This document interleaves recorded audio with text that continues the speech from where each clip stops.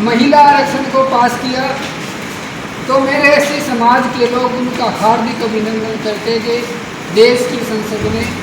महिला आरक्षण देकर एक बहुत पुख्ता कदम उठाए हैं और हम इस फैसले का स्वागत करते हैं। अभी कुछ वर्ष पहले देश की संसद ने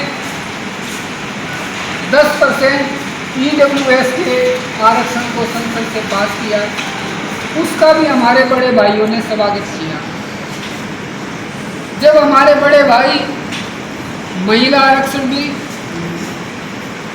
और EWS के आरक्षण का स्वागत करते हैं,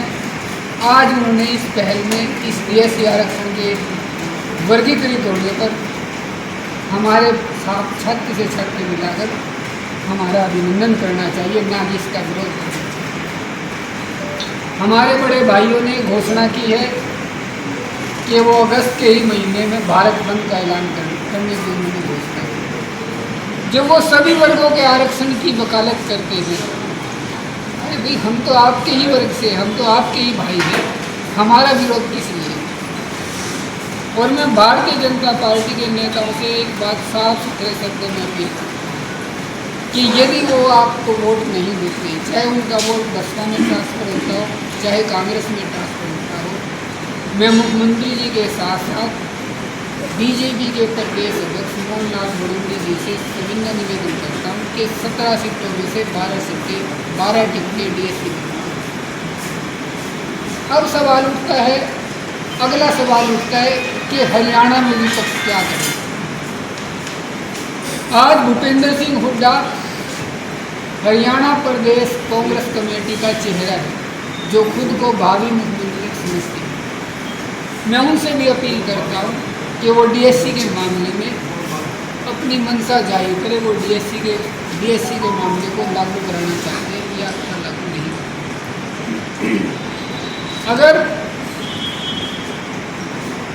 अगर भूपेंद्र सिंह हुड्डा हमारे DSC के प्रति जरा भी ईमानदार है, एक बात मैं आपको पहले बता देना चाहता हूँ कि जब हम हाई कोर्ट से हराए गए,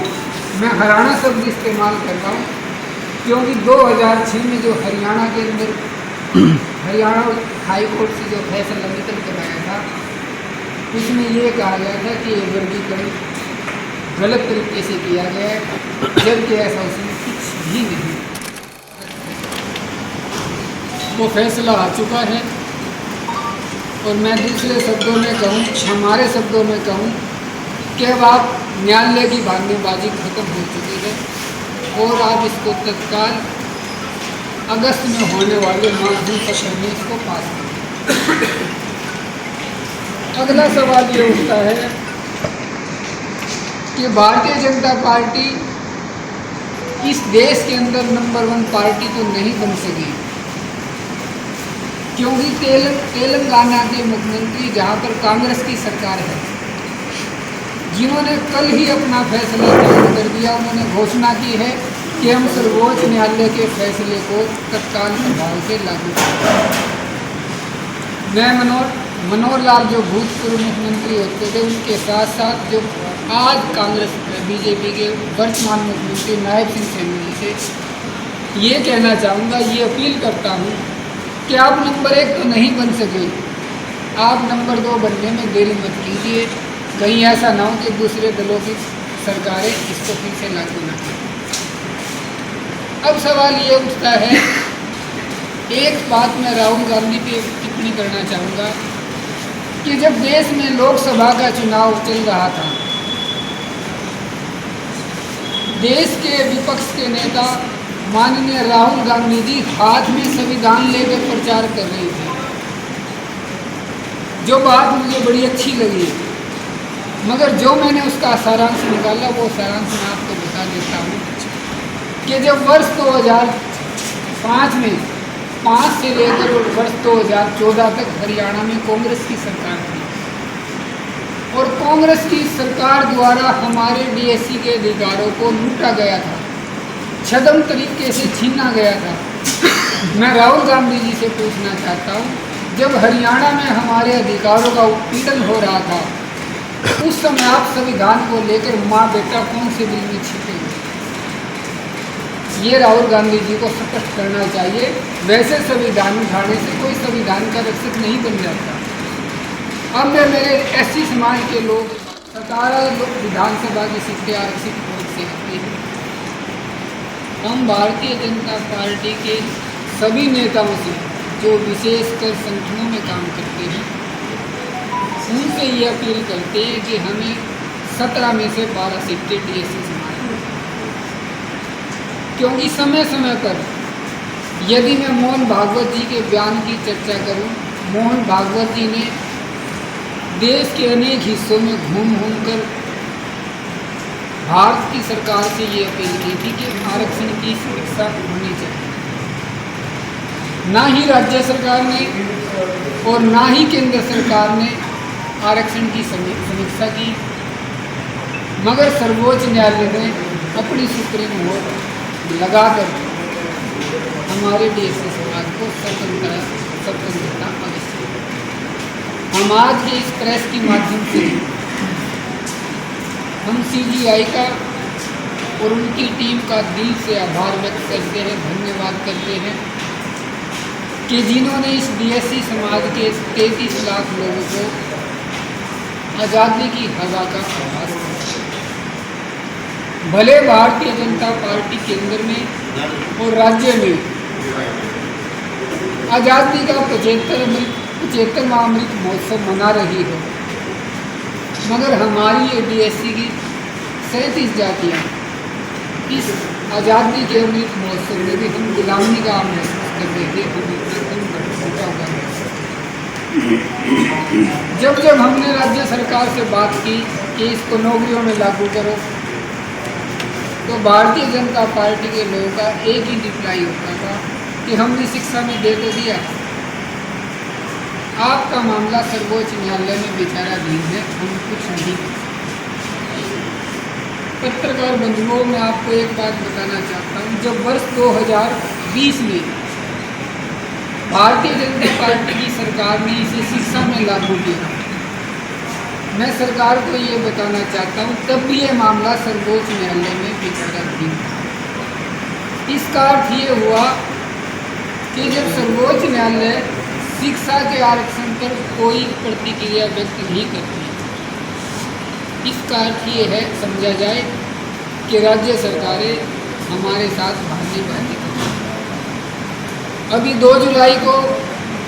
हमें मुख्यमंत्री महोदय ने चाय पर बुलाया था और मुख्यमंत्री जी ने साफ शब्दों में कहा था कि देवीदास जी, आपके समाज का ये मसला, आपकी डीएससी कौम का मसला सर्वोच्च न्यायालय में विचाराधीन है, जब तक आपका फैसला नहीं आता हम कुछ नहीं कर सकते। मैंने मुख्यमंत्री जी को बोलते हुए बीच में टोका था कि मुख्यमंत्री जी, जब प्रदेश के अंदर पिछड़ा वर्ग का बीसीए और बीसीबी सुचारू रूप से चालू है, आपको एससी आरक्षण को बांटने में सर्वोच्च न्यायालय का इनकार क्यों किया? अब मैं मुख्यमंत्री जी से एक बात कहना चाहता हूँ कि हरियाणा में 1992 तक 147 अधिकारी हैं। उन 147 अधिकारियों में से डीएससी समाज के केवल 26 अधिकारी पाए गए और हमारे बड़े भाइयों के एससी वर्ग से 121 अधिकारी पाए गए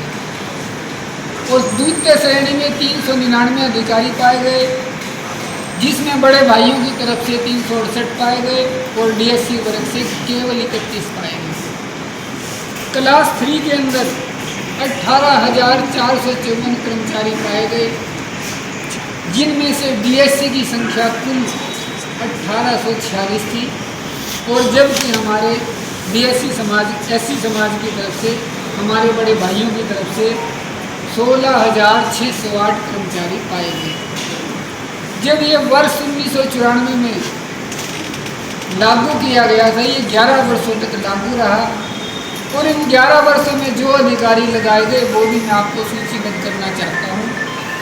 कि 73 क्लास 1 अधिकारी लगाए गए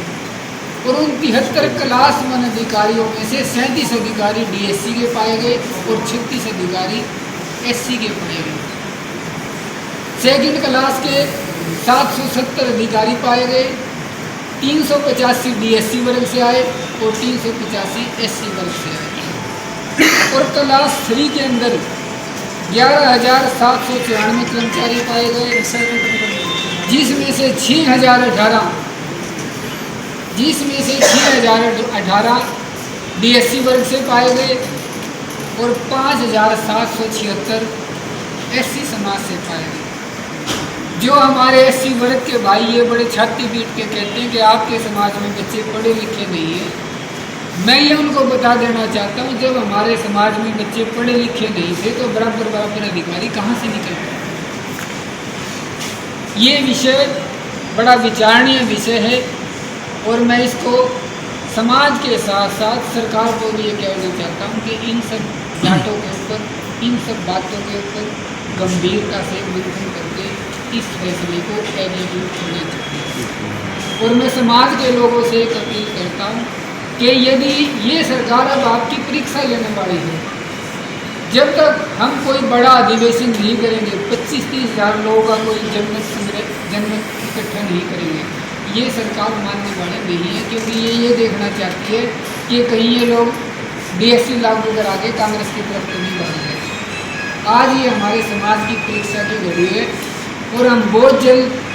पुनः आपके सामने समक्ष होकर डेट की घोषणा करेंगे। कर लो भाई बल्कि इसमें हम बहुत जल्द आपके समक्ष आकर अगले बड़े समागम का समय रखेंगे और प्रदेश भर की एक बड़ी जनसभा करेंगे, जिसमें हम DSC समाज की ताकत सरकार को और समाज को दिखाएंगे। और फिर पुनः मेरी सरकार से अपील है कि इसको मानसून सेक्शन में वैसे देवीदास मुख्यमंत्री जी से मिलेंगे, मोहनलाल मोदी जी से मिलेंगे, और यदि ज़रूरत पड़ी तो हम भारत के प्रधानमंत्री से भी मिलेंगे। अगर मैं मोटे शब्दों में कहूँ, अगर प्रधानमंत्री जी ना चाहते तो ये फैसला हमारे प्रदेश में नहीं, हम दिल से प्रधानमंत्री जी का भी आभार व्यक्त करते हैं, क्योंकि जिस तरह से सॉलिसिटर ऑफ इंडिया ने सुप्रीम कोर्ट में अपना शपथ पत्र लेकर हमारे पक्ष में बयान दिया है, तो इस चीज़ का इंडिकेशन है कि जो सॉलिसिटर इंडिया का बयान होता है वो प्रधानमंत्री का है। क्या आपको लगता है कि आसानी से हरियाणा गवर्नमेंट इसको लागू कर देगी? देखिए ऐसे है सत्येंद्र जी, यदि सरकार हमें दे देती है तो निश्चित तौर पे सरकार की हैट्रिक हो जाएगी, और यदि सरकार आनाकानी करती है दोबारा ये लोग शाखा में चले जाएंगे, क्योंकि ये लोग सुबह शाखा लगाते हैं ना, ये दोबारा शाखा नहीं होगी। मगर मुझे विश्वास है कि अब सरकार इस मुद्दे को गवाएगी, इस अवसर